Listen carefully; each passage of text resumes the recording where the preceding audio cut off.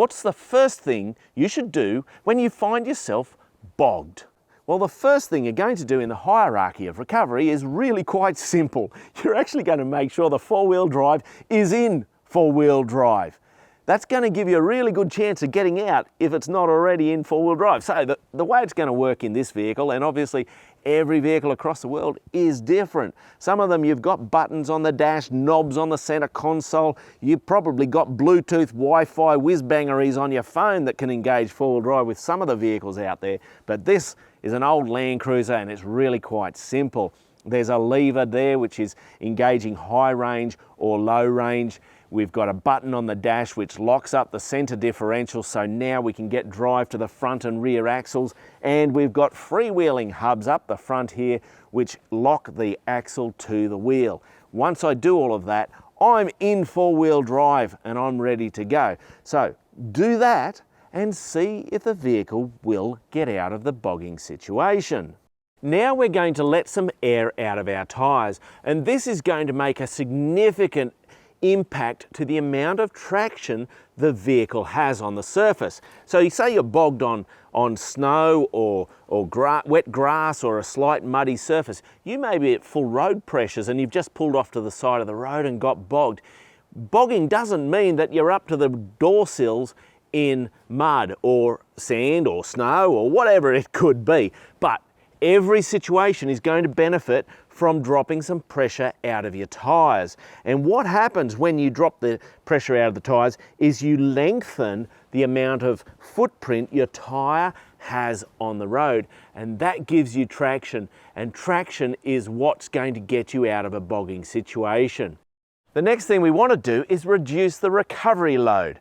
So what is that? Well, that's your vehicle's bogged. There's something stopping it from going forward or backwards and getting out of the bogging situation. So what can we do to reduce that load? Well, a shovel here is one of the most effective tools. You can dig out some mud or dirt that might be in front of or behind the wheels. You could get some soil and shovel it into a hole to fill the hole or something of that nature. What else can we do? We can pack some rocks. We could maybe grab a jack. I've got a high lift jack over here, jack the vehicle up, put some rocks or logs under the tyres. The next thing we could do, and these are really, really effective, is grab our traction boards,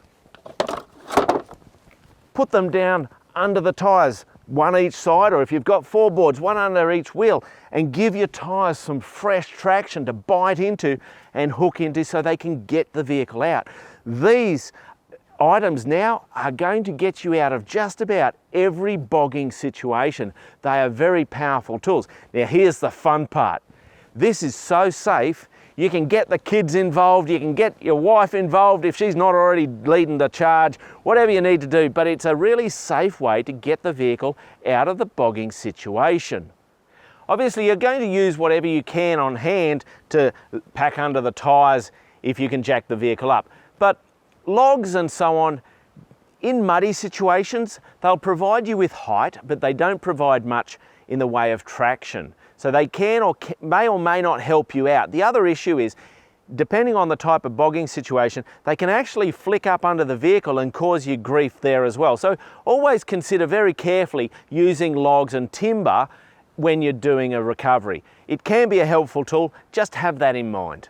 Now, if you've done all of that and your vehicle's still bogged, well, the next thing we're going to do, if you've got another vehicle around, I might add, is you're going to do what we call a tow recovery.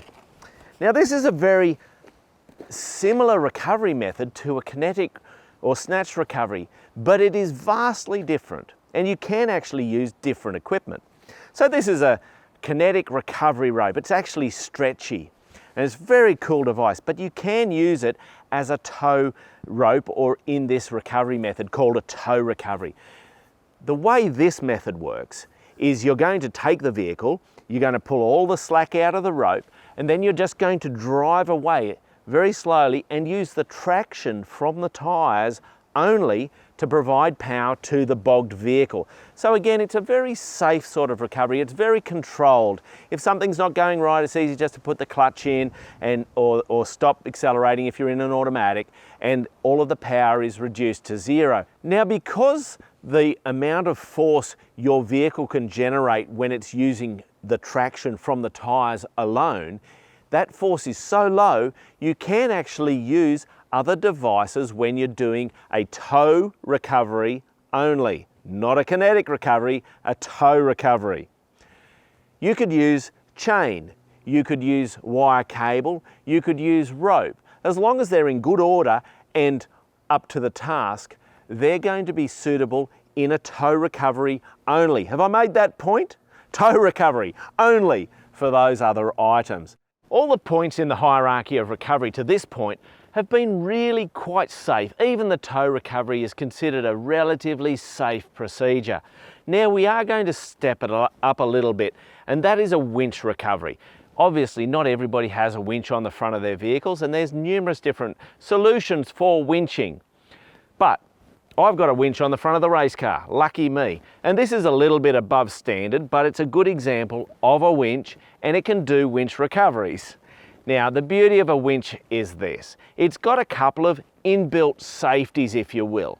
Firstly, it's only got a certain amount of power determined by the size of the motor and the amount of electricity the batteries can supply to the winch. Therefore, overloading the recovery equipment is kind of difficult to do, assuming you've got the correct recovery equipment and it's in good order. So that's a nice safety feature. You can't really overload the winching situation. The other great advantage is when you're winching, you can see what's going on. You can see if your anchor point is moving. You can see if the winch line's starting to rub on a rock or something's going wrong. You can see it, and then you just stop winching, and that controls the situation. So it's a really controlled process. And many of us who are doing advanced four-wheel driving and complicated four-wheel driving techniques will use our winch a lot and very safely. So here's where the danger comes with the kinetic recovery. There's no way of knowing how much energy you're generating for the recovery. The mass of the vehicle and the speed of the vehicle both contribute a significant amount of energy creation. And it's surprising how much energy you can generate. The numbers are scary. They're quite terrifying. So when you do a kinetic recovery, first gear, low range, and go as slow as you can go for the first hit. For the second hit, go a tiny bit faster.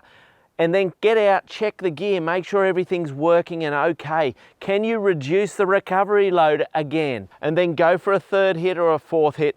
And if that's not working, you need to reconsider how you're going to get the vehicle out of the bogging situation.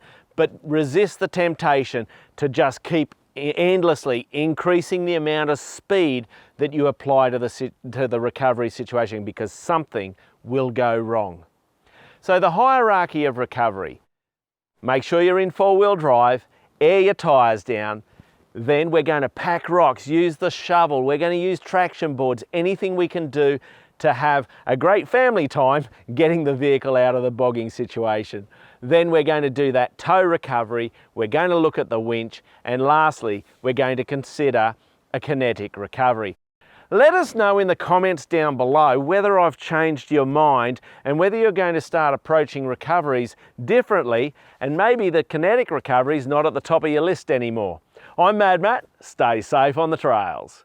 Now I just want to give a big shout out to Cheraba Resort. They're up here near Warwick in southeast Queensland, Australia, and they've let us have access to their property today to do the filming of this video. Thanks guys.